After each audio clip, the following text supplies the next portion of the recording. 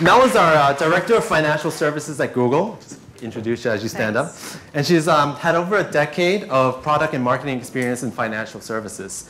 She's also previously been at Citibank, okay, running the cash manager business. And she basically, in less than a year, took it to $1 billion.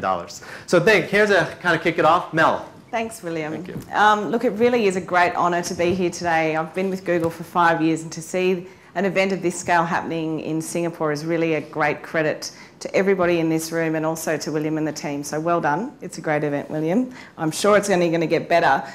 All I wanted to do today before my presentation this afternoon is to kind of set the scene around some of the big trends that we're seeing from a Google perspective. And these are not just sort of fun, interesting, quirky Google trends. These are the things that we see as really shaping our business in the future. And I guess I wanted to start with this image because to me it sort of represents everything that we're going to be talking about today. So speed, mobility, social, personalisation, big data. Now, this is a photo of a little child called Jasper, and he's the son of Sebastian Thrun.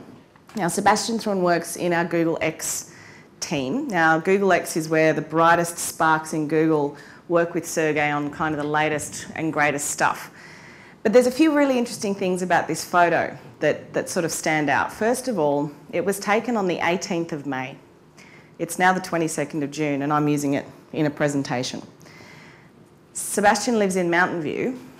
We've never met, but yet I have this photo. And I guess the other really quirky thing is, well, can anyone else tell me what they think is a bit strange about this photo? How did he take the photo, right? Well, this was taken with a pair of Google glasses. And so this is Sergey, one of our founders, wearing a pair of the Google glasses.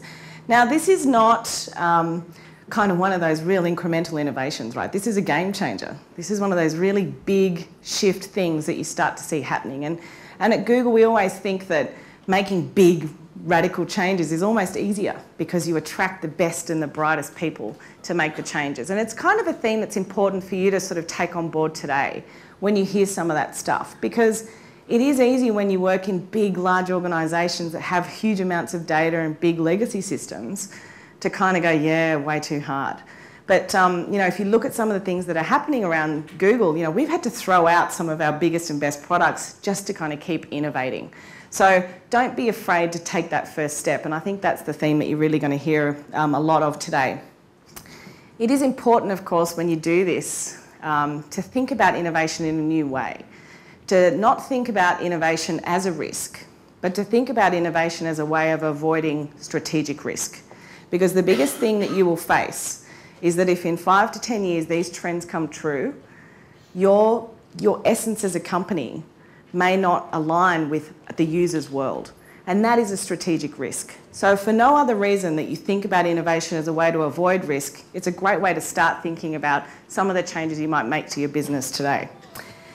So here's what's important to us. You can see our sort of 6 big bets, we like to call them: Android, video, social, search, Chrome, and Google Wallet. And all of these are kind of based on a few themes which I just wanted to set the scene with today. First of all, consumer pathways are changing.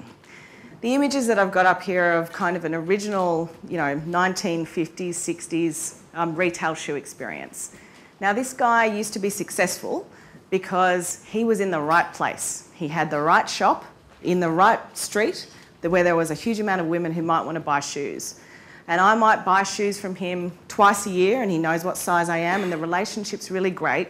But to be honest, I had no other choice. If I wanted shoes, I had to go to him. And more, you build that trust relationship with him, but it's a byproduct of that environment. Today, you know, I've got an image here of a little business called Shoes of Prey, which was started by a Googler called Michael Fox.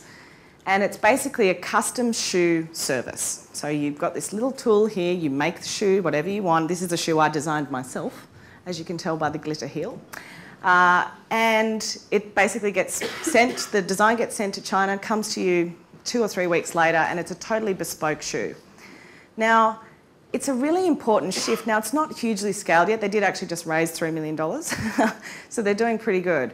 But you know, when you start to think about what that means for this guy on the high street, what it means for you is that even though your businesses have been traditionally based on trust and credibility, that doesn't get thrown out with the digital world, but you have to think about new ways of operating in this kind of environment. So the question really is, how do you do relationships when there might not be a physical presence, when there might not be a face-to-face interaction? Because today's generation are growing up with the internet. They actually don't like walking into branches, right? And if they don't have to, they won't. That doesn't mean they don't want the relationship with their bank, so it's up to you guys to think about how you sort of manage that strategic risk as these pathways keep changing. Second big trend is that mobile is really going to become the primary internet access point. So today, in Brazil, if you want to access the internet, it's actually cheaper now on a phone than it is in an internet cafe. Now, the internet kind of used to be somewhere you went, now it's in your pocket all the time. That's a fundamental shift in how people connect with the internet.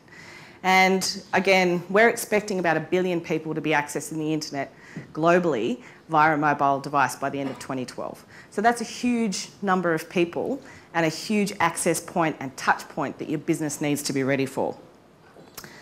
So this is kind of the person you have to deal with in this world of, you know, the future. She's got earphones on, she's eating, she's watching TV, she's got the remote in her hand, she's got the computer happening. You've got to really fight to earn that sliver of attention that she's willing to give to you. And you need to sort of start thinking, particularly from a marketing and advertising point of view, about how that's going to change the way you're communicating with people.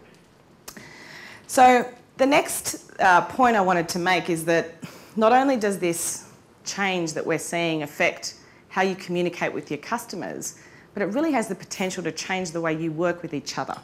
And I've been at Google for 5 years, and when you walk into Google, you're basically given a laptop and a phone, and great, bang, off you go. And everyone starts talking in this funny language. They say, oh, we need to create a Trix about that. And you're like, what the hell is a Trix? Oh, a Trix is a spreadsheet. Okay, right. And then you use this thing, and it changes your life. Because collaboration is great, but when everybody's collaborating, it's perfect.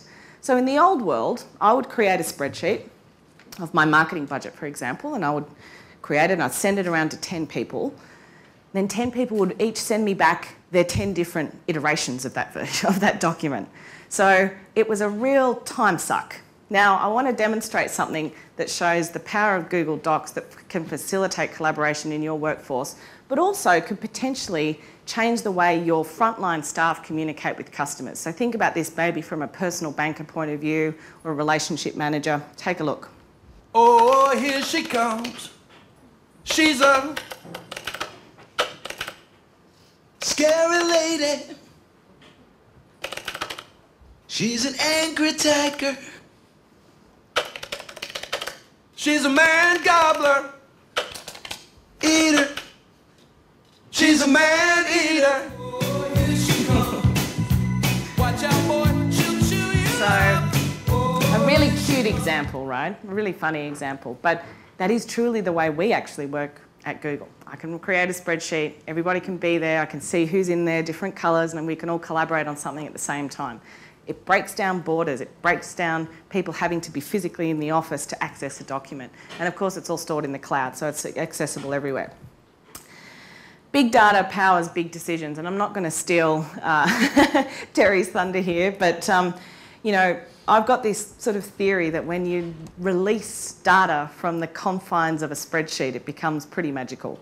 And banks have got the best and biggest data sets in the world. So I know you're all already doing some great stuff with data, but when you think about how you might be able to visualise it a little bit differently, then you can start to gain insights that you may not have even expected. So what this is showing, it's a data visualisation of text messages sent in Amsterdam on Queen's Day. Now, if you're a telco, you might want to think about putting some temporary towers in a certain location for that particular event, right? So it's obviously plotted on a map, and you can see the SMS activity as it's happening and building throughout the day. So visualising data in a new and interesting way is a really great way to sort of open up some of the ideas that might be just buried in a spreadsheet that's sitting in your organisation. And to wrap up, I mean, The speakers today are really going to open your eyes in terms of what is possible, and hopefully you'll all walk out of here with something that you really want to do, one big thing that you want to take back to your organisation. But I guess the theme that I kind of keep hearing about when I'm talking to our clients and to everybody is that everything just gets faster. So how are you gearing your organisation up to be more agile and to be faster and to deliver a better customer experience? So I hope you all enjoy today and look forward to speaking to you a little bit later on as well.